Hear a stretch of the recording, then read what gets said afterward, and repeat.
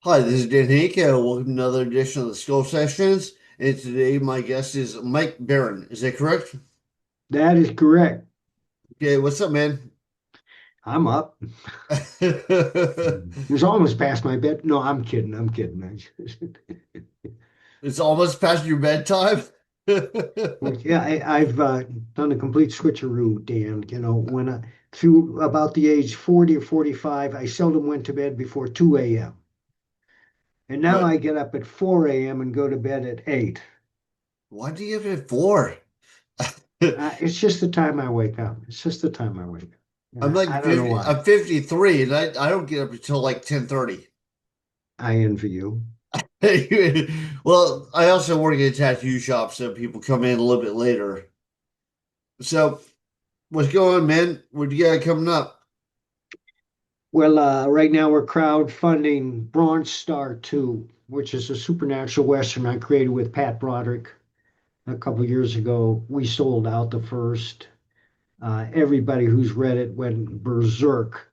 They loved it. Just one glowing review after another. It's about a former Confederate veteran and member of Quantrill's Raiders who fled north after the infamous Kansas raid when the Quantrill's Raiders raped and murdered a whole bunch of people. He didn't want to have a thing to do with them. So he set out for the Northwest, making his living killing game for the Army and playing poker. And when this young punk accuses him of cheating and draws his gun, Harley, without thinking, pulls his own and shoots him. Turns out that the punk's father is a very wealthy landowner and will Of stop at course. nothing to hang Harley. So Harley has to keep fleeing further and further north. He goes through Wyoming, Montana, and finally he ends up at a tiny town at the base of the Rocky Mountains in Alberta. It's called Cobb's Gap, and they call themselves the ass end of nowhere. And the moment he shows up, people say, "What are you running from?" Because the only people who go there are running from something. The reason it's called Bronze Star is because the sheriff can't touch silver. Okay. Yeah. Why can't you touch silver? Is that like some sort of vampire thing you don't want to say? Werewolf. Oh, yeah, my fault. Yeah, my bad. Okay, well, that's the werewolf lore and mystique. Is that kind of a known thing with him, or it's kind of like a hint at? Um, Sheriff Stepan Dubček came from Croatia. He was not a werewolf in Croatia. He wasn't a werewolf until he got to Cobb's Gap and entered the mine. The mine is haunted by some monster from before the dawn of civilization. The Indians fear it. There was silver there for about a month until everybody who was in the mine died under mysterious circumstances. So now the mine is shunned. And that's integral to the first story, which we resolved. So the second story, and by the way, the Sheriff Dubček gave his life protecting the city, the town, and Harley became the sheriff. So he's sheriff of Cobb's Gap now as the second one begins. Uh, and it begins with the Cree Indians coming in and saying, "We got a problem." And Harley says, "What's the problem?" And they say, "Wendigo." And he says, "How is that my problem?" And the Indians say, "We can't kill it, only the white man can kill it." But And he's he a said, werewolf, white man. "The werewolf is gone." Okay. The werewolf died at the end of the first issue. Harley had to kill him to save his kid. And he used his own silver deputy star to stab him in the eye, and that's how Sheriff Dubček met his end when he completely lost it. I mean, when he was a werewolf, he was able to control himself slightly, but the more blood he drank, and he drank a lot of blood, the more bestial he became until finally he was just pure monster. So Harley's in charge of the town. The second issue has to do with the werewolf, I mean, the Wendigo. Uh, which is a myth native to every North American Indian tribe, Northwest American Indian tribe. They all believe in the Wendigo, which is a monstrous creature, 7 or 8 feet tall, with huge antlers, the hindquarters of a buffalo, a skull like face, and a blue beating heart that eats humans. It's a cannibal. You can look it up. Just look up Wendigo, Google it. That's what it is. Uh, And Pat's depiction of the Wendigo is not only the most realistic, it's the most frightening you'll ever see. Yeah, I'm familiar with that. I'm sure some of the listeners are not, but it's like one of those like kind of famous mythological creatures. But a lot of those mythological creatures are based off some reality. Like the whole like vampire thing. I think it was Romania, where like some people had like allergy to the sunlight, so that's where they came up with the whole like part of the whole vampire lore and stuff like that. Um, do you know what the Wendigo is based off of? The Wendigo? Yeah. No, I suppose I could look into it, but the myth has existed for centuries. They believed in the Wendigo since long before Europeans reached the new land. Right. And that's not the only one. I mean, when I researched mythological creatures of the Northwest, I discovered the Ogopogo as well. The Ogopogo is a giant sea serpent that lives in a lake Oh, in that I've never British. heard of. Yeah. It's a real myth, and that comprises the second story. Each story is 24 pages, and then at the end there's an 8-page extra story. And in Bronze Star 2, it's about how Oscar Wilde comes to Cobb's Gap to give a lecture on the aesthetics of art. Okay, that's cool. Yeah. Um, so how are you putting this out? Well, we have crowdfunders going on both Fund My Comic and Kickstarter right now. It's going on Kickstarter right now. I think we got 2 weeks left.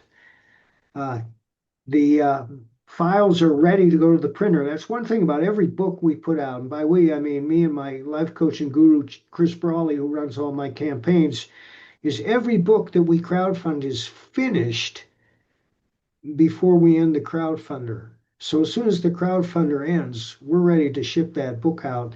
The last one we did was the Nexus Omnibus. It was a huge oversized book, 888 pages long. Uh, and it took a long time to fulfill because there was one screw up after another. We printed in Turkey, the ship ran into heavy seas, then it went to the fulfillment center in Chicago just as the blizzard hit, and then we had a bunch damaged in shipping. But it's all tied up now. Everybody's got their book, everybody's happy. So we're gonna print Bronze Star very shortly, and then we're going to go on to the next project. I wish I could mention it, but I have to keep my mouth shut for now.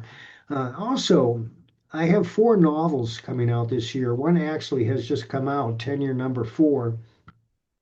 And then I have 2 westerns coming from Dusty Saddles and a novel I wrote called Seer, which is about a telepath who goes to Hollywood to expose pedophiles. And that's with Wargate. Okay. There's probably like quite a bit of truth behind that. Like whatever you make up, it's probably actually related to something truthful. Well, I do research. I research the hell out of everything. I want it to be accurate. I'm working on all sorts of stuff now, but I'm very proud of Seer. Uh, when they go to a Hollywood party, that's how they do it, because the protagonist, Tyler Langley, has fallen in love with this girl named Carla, who is the daughter of a famous Hollywood director. And the reason he met her when he was hired to guide them to the top of the Mount of the Holy Cross in Colorado, which is a 14,000-foot mountain. We call them 14ers, and there are 53 of them in Colorado. Uh, and when they get to the top, and they get up there early to avoid the lightning, but they miscalculated. The lightning came in late anyway, and it struck the director and killed him instantly. And Tyler wakes up from being knocked out and sees Carla, and he goes over to her and holds her head in his hands and finds out she's still breathing. And her eyes pop open, and she says, I can feel what you're thinking. And that's how he learns that he's a telepath. It happened when he was struck by lightning because it wasn't the first time he's been struck by lightning. He'd been struck by lightning before, 4 years earlier, when he naively set out to summit Long's Peak and arrived at noon. You should never reach the top of these mountains at noon because that's when the lightning rolls in, and it's very dangerous. As I've lived out here, I've read about at least 4 or 5 people dying from lightning strikes on top of the mountain. Okay, I know just to go to a different topic real quickly. You have a legendary career, like doing a lot of stuff and like you go all over the place. Like as far as like storylines and everything going on. I know a lot of people like the one thing that a lot of people that don't do that ask is like, what's your inspiration? How does this come to you? When I was a kid in Mitchell, South Dakota, we used to get our comics off spinner racks, and I got a Uncle Scrooge comic. I remember that. Yeah, I'm old too. I'm 53. I remember when you go to 7-Eleven and you get them off the spinner racks. And I read that comic and I thought, holy shit, this is the greatest thing I've ever read because Karl Barks is the greatest master who ever worked in the medium, the greatest. It's not a wasted word or picture. And when he did his Donald Duck stories, Donald Duck was not this rage filled idiot. He was an everyman who reflected every stage of adulthood and manhood, including fatherhood, caring for others, sympathy, empathy. Of course, he would get angry from time to time, but that's not the character that Karl Barks created. But and of course, Barks created Uncle Scrooge, who's a legendary character, and I just loved it. And that's how I fell in love with comics. But as far as novels, I picked up a paperback book at a cigar store where sold paperbacks in spinner racks. It was The Deep Blue Goodbye by John D. MacDonald, his first Travis McGee mystery. Uh, and as I'm standing there on the sidewalk holding this book in my hand, I think, well, geez, this guy didn't write this for his health. He does this for a living. That's what I want to do. It took me 30 years to learn how to write a novel because I'm a slow learner. Once I get it, I get it. I have 24 novels in print right now, and I have four coming out this year and a whole bunch more in the works. Oh, that's awesome. What do you have out? Like, what do you have that people can pick up?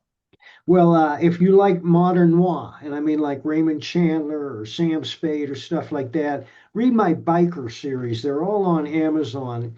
Uh, Biker is Josh Pratt, a reformed motorcycle hoodlum who went to prison.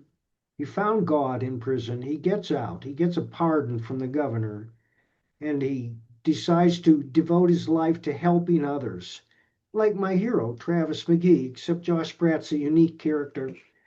One of the things that makes him unique is he's not a wise ass. He's not constantly popping off the way Philip Marlowe did. If you've ever read Raymond Chandler, you know what I'm talking about. Or Robert Parker Spencer. Those guys were wise guys, and they couldn't get through a page without them being sarcastic and making quips. Josh isn't like that. He keeps his mouth shut. He tries to help people, but he is a man of action. You don't want to cross him. Um, maybe 25% of the books have to do with motorcycles and biker gangs, but the rest are modern noir. The second one, he sets out to solve the smiley face killings. Have you ever heard of them? No. Well, it was a real thing in the 90s. College athletes found drowned in a lake after a night of drinking, and the lake was always nearby because most of these college towns are built near lakes. And each time a smiley face had been painted on a wall nearby. The FBI had a file on them. You can look it up. It's called the Smiley Face Killings. And Did it's a they ever catch heartbreak. the guy? No, they never did. They never did. But Josh does. And the the culprit will shock you. I mean, I didn't pull it out of my hat. It's all reason, and I worked it through, and I knew who it was from the beginning.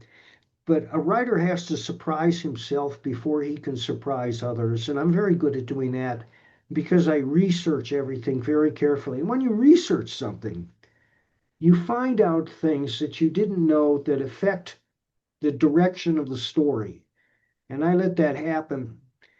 The story has to be organic, and the events that happen have to rise organically out of the events in the story and the personalities of the protagonists. The same is true of humor. What makes humor really funny is that it rises spontaneously out of the situation and you don't see it coming. You don't telegraph your jokes. The highest form of humor is a juxtaposition of the sacred and the profane. And by that I mean uh, you put two things together that don't usually belong together in an ironic way, and it surprises you. I'm no good at thinking of examples of this, but I've written three novels on Florida Man. My Florida Man novels will make you laugh out loud because they were all inspired by true events. And the reason I wrote them is every time I went online, there was a new Florida Man story. You know what I'm talking about? Well, I know there's a bunch of craziness coming out of Florida all the time. Constantly. Florida Man claims syringe found in rectum is not his. Let me read you a Of few. course. Okay, I got it. These are just a few I found in the last couple of months. Florida black bear walks roadside while holding giant python wrapped around body. All right, that's a bear. I mean, we can't really work that. A Florida woman has been accused of entering the penguin enclosure to teach them to tap dance using a live alligator as her partner. Jacksonville PD stated she was also dressed as a pineapple. Yeah, only in Florida. Yeah. A Florida man was arrested after allegedly killing, cooking, and eating two of his pet peacocks. I don't know why they're his peacocks. A Florida woman has been accused of entering the penguin enclosure to teach them to. Oh yeah, I already did that twice. See the pineapple. Here's one. Man with machete tattoo on face accused of machete attack.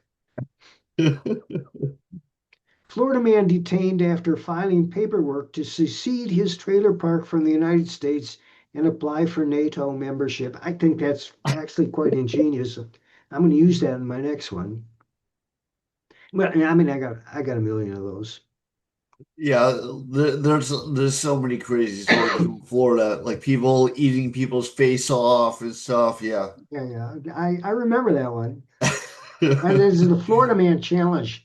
You type Florida Man Challenge and your birth date in the search engine, and you see what comes up. Uh-oh. uh, you gotta wonder what's gonna come up. So going back to the stuff you've done, not Florida stuff. What was like?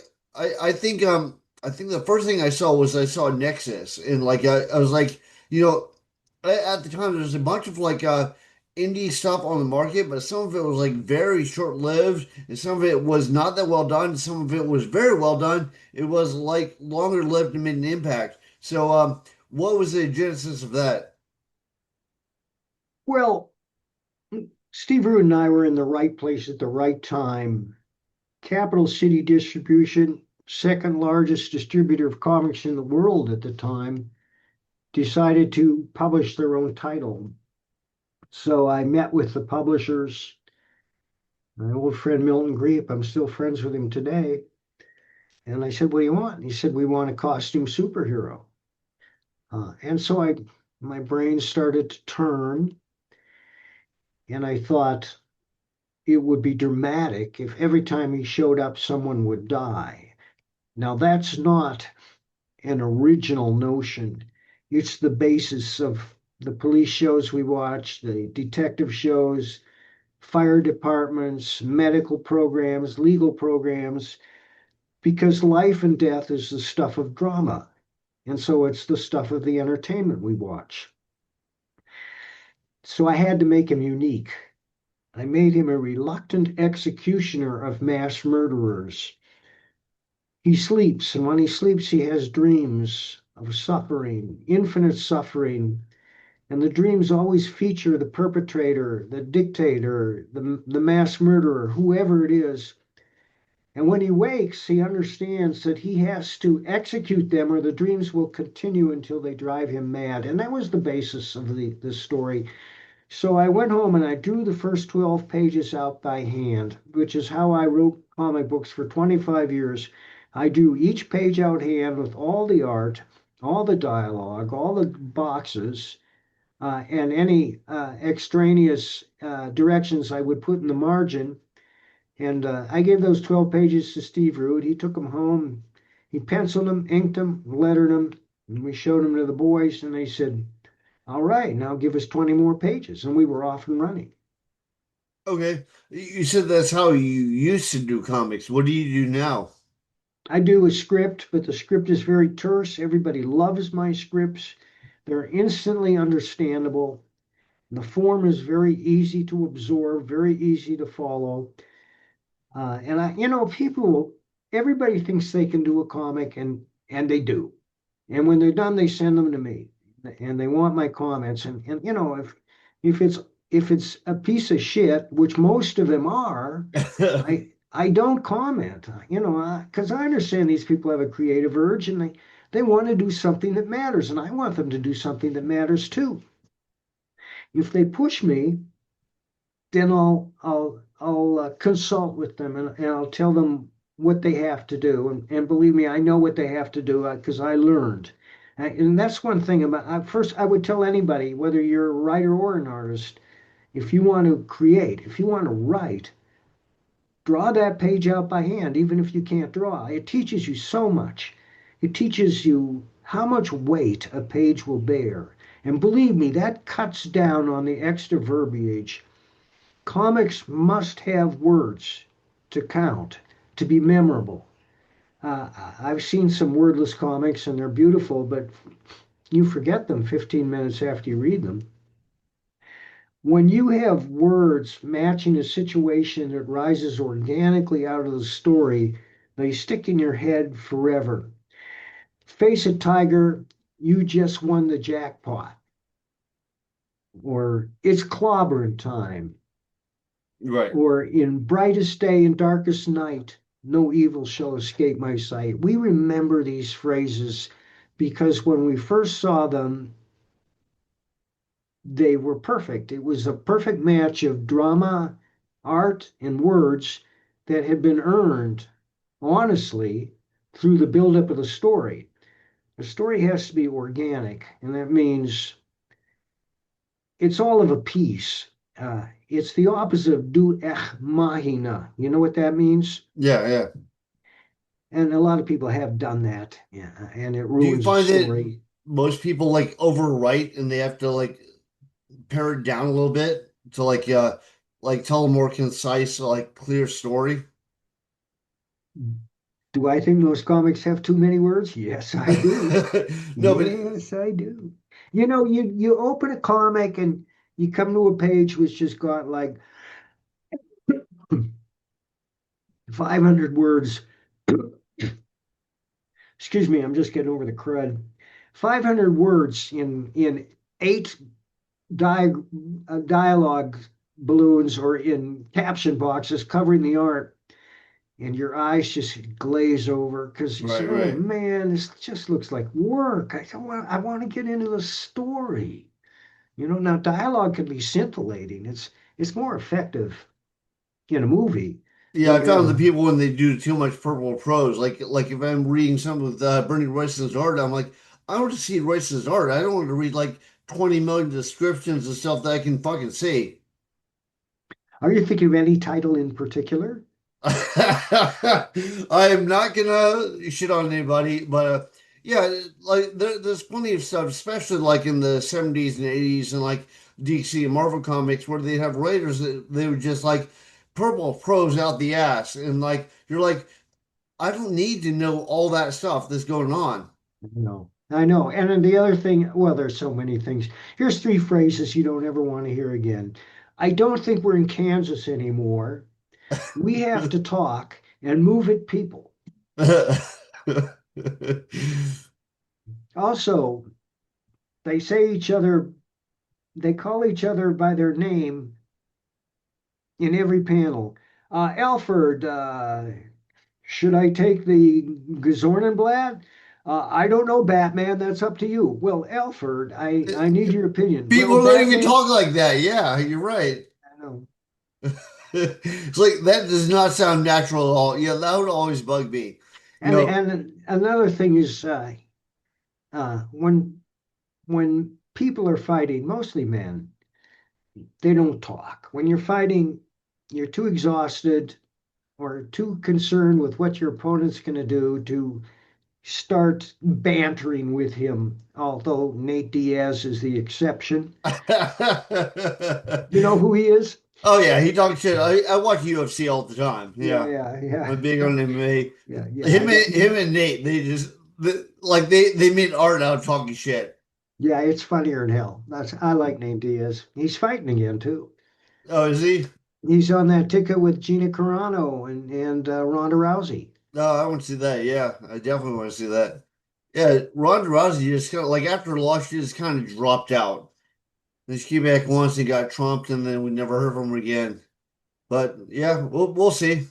Yeah. But let's get back to you for a minute. So we could probably talk UFC all day because I know I could. So what else have you put out? Like you have what you're putting out now, and of course back in the day you had Nexus. What else? Well, Badger. Uh, I if anyone's interested, go to my store, baroncomics.com, baroncomics.com, 1R.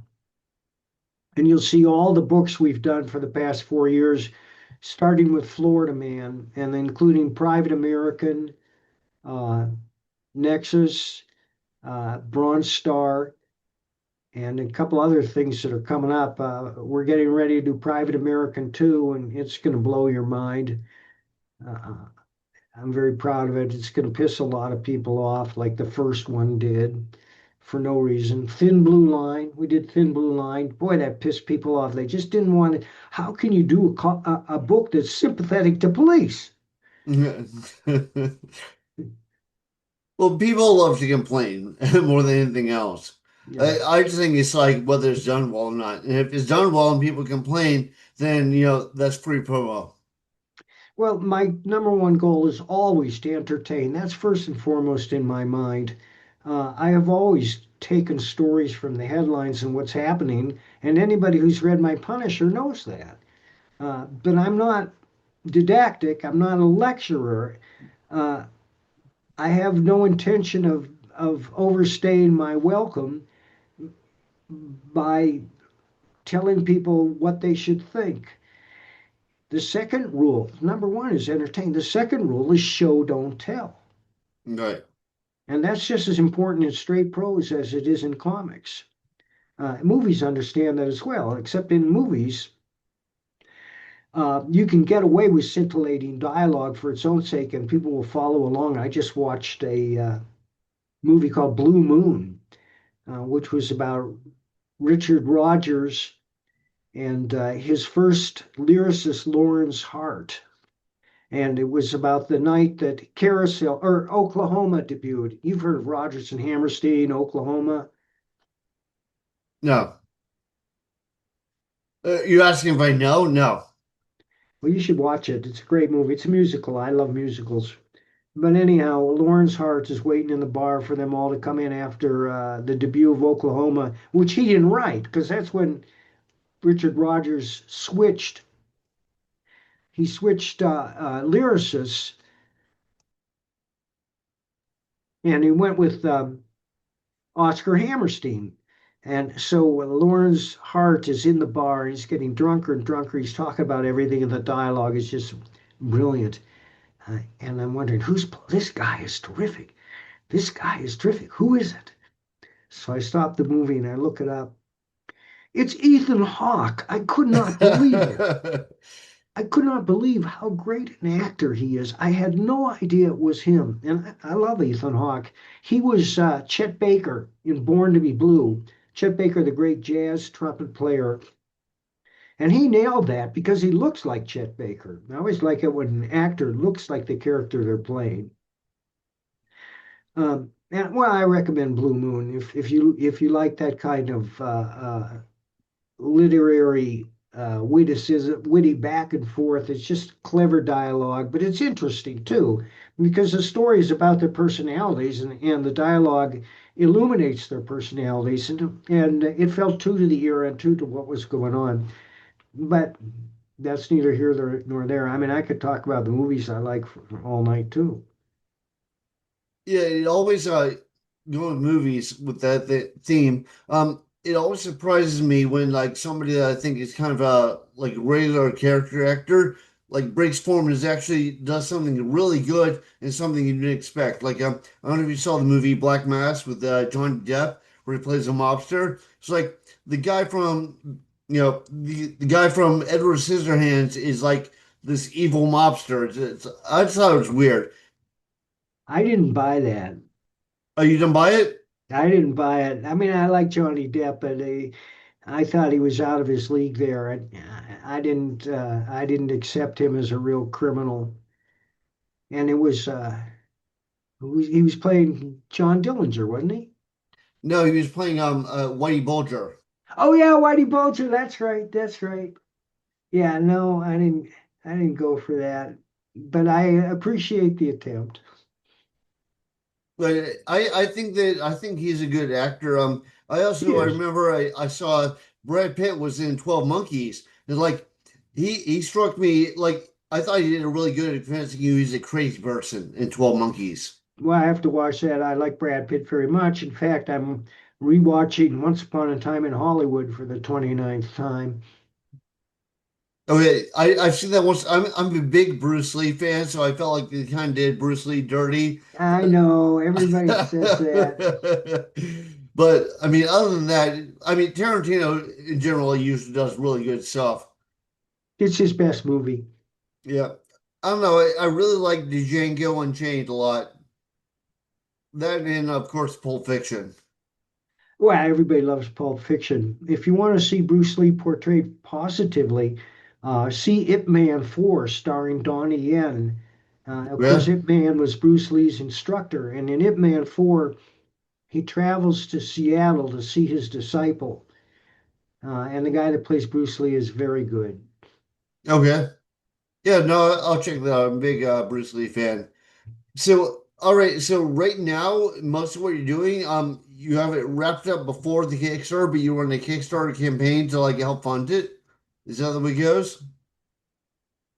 Yeah, we got, I think, 2 weeks more to go, maybe a little less. You can find it on Kickstarter. You can find it on Fund My Comic. Go watch the video. You'll be blown away. We deliver. Everybody who gets my books says, why can't all graphic novels be this good?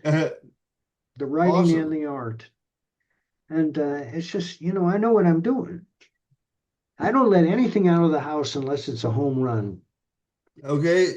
What would the link be for people to look this up? Do what? With the link, the Kickstarter link? Um, just go to Kickstarter and type in Bronze Star 2. I could give you the link if you want that, if you can show it. You can send it to me via email or via like message on Facebook, and I'll put it in the Uh, post. All right. Generally, when I post a video, what I do is if it's on YouTube, it's visible. It also goes out to a lot of stuff like Apple Podcasts, so I'll have it in like the descriptive tag. Wonderful. Thank you, Dan. Let me just swing this up. Oh, wait, wait, wait, wait, wait. There we go. And now, okay, I just posted in your Facebook Messenger beneath a picture I had generated by AI, which I think you'll find unique because nobody has ever asked for anything like this before. But there's the link. Okay, I'll definitely check that out. I'll put that up for everyone to see. Um, so do you have any other projects you want to pitch, or like I always ask people, like especially I interview a lot of authors, and I say, is there something that you would recommend that you would say is kind of in the same theme as what I do? Not like it's a ripoff, but like if you like this, you'll like my stuff too. Well, I like to be sui generis, and that's one of the reasons Nexus has been so successful all these years because there's nothing else that compares to him. It's probably the most intelligent superhero comic ever done, and it's real science fiction. It's a true science fiction superhero story. We take into consideration faster than light travel and how these people can exist in an enclosed atmosphere, just like they do on the space station, only it's a lot bigger. It's the planet Ilum, and everybody lives beneath the surface in these vast caves. Uh, and it's called Ilum because it's short for asylum, because Nexus keeps inviting refugees in. And the refugees don't all get along, and they start to create problems. And they've been doing this for 30 years. Never mind what's happening in the U.S. today. It's just the way it is. But Nexus is not the greatest diplomat in the world, but fortunately, he has a cast of characters to help him.